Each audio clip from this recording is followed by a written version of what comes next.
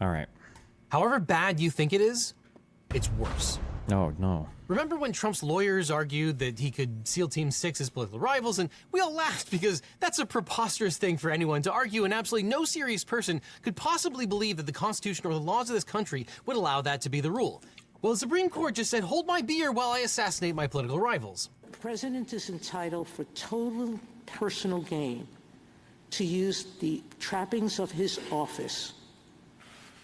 That's what you're trying to get us to hold. And the court goes on to note that in cases involving Richard Nixon and Aaron Burr, justice recognized that the president has a presumptive privilege to withhold certain papers and communications. Though oddly, in both of those cases, Presidents Nixon and Jefferson were compelled to produce records and recordings because of the public interest in those records was strong enough to... It's so crazy. This is a part, I can't include every single thing, but like the idea that in those cases, they didn't even get like, there was a balancing test because they were still forced to produce some records. But Roberts just hand waves that and says, well, since criminal stuff is even more severe, then like we'll go even further, again, ignoring the fact that, but there's also greater public interest in seeing those things overcome the presumptive prosecuted. Privilege. However, the court sees the Trump case differently because Trump is the subject of a criminal prosecution. Quote, criminally prosecuting a president for unofficial conduct undoubtedly poses a far greater threat of intrusion on the authority and functions of the executive branch than simply seeking evidence in his possession, as in Burr and Nixon. The danger is akin to, indeed greater than, what led us to recognize absolute immunity from civil damages liability, that the president would be chilled from taking the bold and unhesitating action required of an independent executive. But it's not like those powers are just listed in the Constitution. And other than the few powers that were explicitly enumerated by this court, including removing people from office and commanding the military, we have no idea what might be considered a core power or not. But even those enumerated core powers are... There are some things that are enumerated, like pardoning and stuff is enumerated. Are terrifying because the court specifically said commanding the military. But, so if you take one thing away from this video, it's this. Because commanding the military is apparently a core presidential power, and use of core presidential power is absolutely immune from criminal prosecution.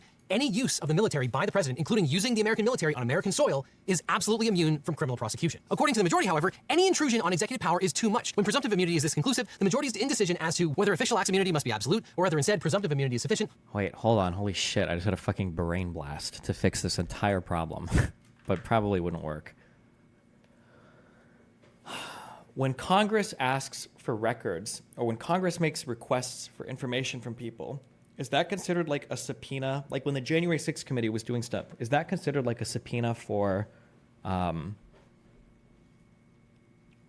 is that considered like a subpoena for like criminal purposes? Or, because what I was going to say is, what if the only way to hold the president criminally liable, I'm trying to think if this would work, would be through the impeachment process. Meaning that, let's say that you think that Donald Trump is engaged illegitimately with one of his core powers. So you impeach him, and then in the hearings in the House and the Senate, you make public on the record evidence of him doing wrong things, so that afterwards, if you did want to criminally prosecute him for some other action, you could cite these things on the public record that would have been made public during the impeachment process, rather than citing or investigating or subpoenaing Trump himself. Because one of the things that Roberts said in his decision was, is it this one? It was a stupid comment, but he made it. One of the things that Roberts says in his decision when he's talking about Barrett is, Justice Barrett disagrees, arguing that in a bribery prosecution, for instance, excluding any mention of the official act associated with the bribe would hamstring the prosecution. But, of course, the prosecutor may point to the public record to show that the fact that the president performed the official act. And the prosecutor may admit evidence of what the president allegedly demanded, received, accepted, or agreed to receive or accept in return for being influenced in the performance of the act. What the prosecutor may not do, however, is admit testimony or private records of the president or his advisors probing the official act itself. So what if in the course of like a House impeachment, you do this investigation, but it's not criminal, and then you publish everything from the investigation on the public record, and then a prosecutor only consults the public record when it comes time to... I don't know if this would actually work in practice, but I don't know. All right, sorry. The only question is whether the president has the power or not. And Justice Jackson points out the problem with this means-only or authority-only approach in her dissent in a footnote. She says, quote, to fully appreciate the oddity of making the criminal immunity determination turn on the character of the president's responsibilities, consider what the majority says is one of the president's conclusive and preclusive prerogatives, the president's power to remove those who wield executive power on his behalf. While the president may have the authority to decide to remove the attorney general, for example, the question here is whether the president has the option to remove the attorney general by, say, poisoning him to death. Put another way, the issue here is not whether the president has exclusive removal power, but whether a generally applicable criminal law prohibiting murder can restrict how the president exercises that authority. And the implied answer in that footnote is that the president is free to poison any member of their staff or cabinet because they have authority to remove that person. They've got the power, so any means whatsoever would be an official act. And I'm not being histrionic here. Justice Sotomayor says the majority allows the president to send SEAL Team 6 to kill their political rival. Justice Jackson says the majority allows the president to poison any member of their staff. I don't understand why, if Sotomayor and Jackson wrote this, and Roberts is writing, countering some of the dissent in his opinion, why does he not address either of those two things? This isn't just me. These are the dissenting justices on the Supreme Court. This is what I meant when I said this was bad. And this policy argument on which they 100% rely stems from the idea of separation of powers. But it also turns that idea completely on its head, because part of separation of powers is checks and balances. And here, they've organized things in a way that the executive is completely unchecked by either of the other branches of government. And while the majority opinion is 43 pages long, it never got around to defining unofficial acts. So while it provides tons of guidance on what is an official act and is therefore immune from prosecution, they give zero guidance whatsoever on what is an unofficial act and therefore would be prosecutable. And the majority opinion doesn't even address the public's interest in not having a criminal president. As Justice Sotomayor points out in her dissent, the court's precedent suggests that presidents do not and should not have broad immunity from criminal law. Quote, at the same time, the public interest in federal criminal prosecution of a former president is vastly greater than the public interest in a private individual civil suit. All 9 justices in Fitzgerald explicitly recognized that distinction. The 5-justice majority noted that there was a greater public interest in criminal prosecutions than in actions for civil damages. Chief Justice Berger's concurrence accordingly emphasized that Nothing in Fitzgerald about the criminal stuff gets cited by Roberts. He only cites to the civil stuff, which is hilarious. the majority's immunity was limited to civil damages claims rather than criminal prosecution. The 4 dissenting justices agreed that a contention that the president is immune from criminal prosecution in the courts, if ever made, would not be credible. And the ramifications of declaring the president above criminal law are huge. Justice Jackson explains, quote, put simply, immunity is exemption from the duties and liabilities imposed by law. In its purest form, the concept of immunity boils down to a maxim, the king can do no wrong, a notion that was firmly rejected at the birth of our republic. And as Justice Sotomayor explains, quote, the majority makes 3 moves that in effect completely insulate presidents from criminal liability. First, the majority creates absolute immunity for the president's exercise of core constitutional powers. This holding is unnecessary on the facts of the indictment, and the majority's attempt to apply it to the facts expands the concept of core powers beyond any recognizable bounds. In any event, it is quickly eclipsed by the second move, which is to create expansive immunity for all official acts. Whether described as presumptive or absolute under the majority's rule, a president's use of any official power for any purpose, even the most corrupt, is immune from prosecution. That is just as bad as it sounds, and it is baseless. Finally, the majority declares that evidence concerning acts for which the president is immune can play no role in any criminal prosecution against him. That holding, which will prevent the government from using a president's official acts to prove knowledge or intent in prosecuting private offenses, is nonsensical. Argument by argument, the majority invents immunity through brute force. Under scrutiny, its arguments crumble. To start, the majority's broad official acts immunity is inconsistent with text, history, and established understandings of the president's role. Moreover, it is deeply wrong even in its own functionalist terms. Next, the majority's core immunity is both unnecessary and misguided. Furthermore, the majority's illogical evidentiary hearings is unprecedented. Finally, this majority's project will have disastrous consequences for the presidency and for our democracy. The main takeaway of today's decision is that all of a president's official acts, defined without regard to motive or intent, are entitled to immunity that is at least presumptive and quite possibly absolute. Whenever the president wields the enormous power of his office, the majority says the criminal law, at least presumptive. Oh, also, there's a real quick thing.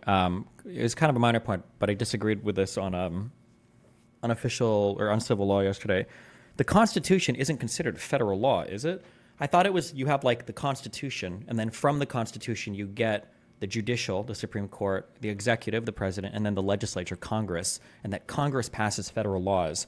But I thought that I didn't think the Constitution was considered a federal law or federal laws. No, like if you pass an amendment, that's not like a federal law. You're amending the Constitution, but it's still something that exists above. Is there like a cannot touch him. The official acts immunity has no firm grounding in constitutional text, history, or precedent. Indeed, those standard grounds for constitutional decision-making all point in the opposite direction. No matter how you look at it, the majority's official acts immunity is utterly indefensible. Now, the 6 conservatives in the majority, all of them self-described strict textualists, were really offended by this comment. They say that, quote, a specific textual basis has not been considered a prerequisite to the recognition of immunity. And Justice Roberts tries to rebut Sotomayor by noting that the Constitution is silent on all matters related to prosecuting ex-presidents. Quote, conspicuously absent is a mention of the fact that since the founding, no president has ever faced criminal charges, let alone for his conduct in office. But that's entirely Sotomayor's point. She says the Constitution... What would be the distinction? Calling it federal law seems strange because it makes it sound like the Constitution and laws passed by Congress are on the same level, but it's not. The Constitution dictates what Congress can do. Congress cannot pass a federal law that contradicts the Constitution. The Congress could theoretically pass laws that contradict itself or change its own laws or whatever, but it can't contradict the Constitution. The Constitution exists above federal law passed by the legislature. Silence is noteworthy in at least 3 respects. Quote, first, the framers clearly knew how to provide for immunity from prosecution because they did give narrow immunity to legislators via the speech or debate clause. She says, quote, they did not extend the same or similar immunity to presidents. This is classic textual interpretation. If you're bound by the Constitution and the Constitution grants immunity in some places but is silent as to immunity in other places, that immunity doesn't exist. Her second point is that some state constitutions did provide express immunity for sitting governors, but the Constitution did not, again calling into question the reason the framers did not extend that privilege to a sitting president. And the third contention was that the impeachment judgment clause cut against the court's position. Quote, that clause presumes the availability of criminal process as a backstop by establishing that an official impeached and convicted by the Senate shall nevertheless be liable and subject to indictment, trial, and judgment and punishment according to law. That clause clearly contemplates that a former president may be subject to criminal prosecution for the same conduct that resulted or could have resulted in an impeachment judgment, including conduct such as bribery. So there's no other way to put this. This is a horrifying opinion. And I personally worry about the future of this country. For one reason, we can't change this. There's no one to appeal to. Congress can't fix this with legislation. We can't appeal to the courts because the highest court in the land says that the immunity exists and it's almost always absolute. The Constitution is the highest law of the land, and it's effectively like the Supreme Court has amended the Constitution to include an immunity that has never existed before with zero basis in the text and history of the Constitution. All we can do is hope that future presidents won't use this power. This is horrifying not only for those that think former President Trump committed crimes while in office, but for anyone that believes the president should be bound by the law.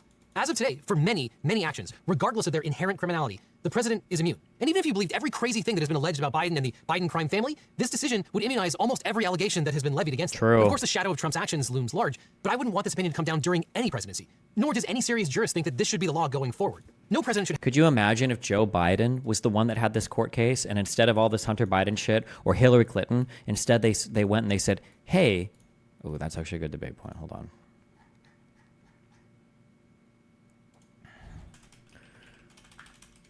Would you be okay with the entire cases against Joe Biden or Hillary Clinton falling under the purview of official acts in accordance with this ruling, thereby making all of their actions, well, Hillary actually was State Department, I guess. We'll say, even if she was president, I'll say what they say.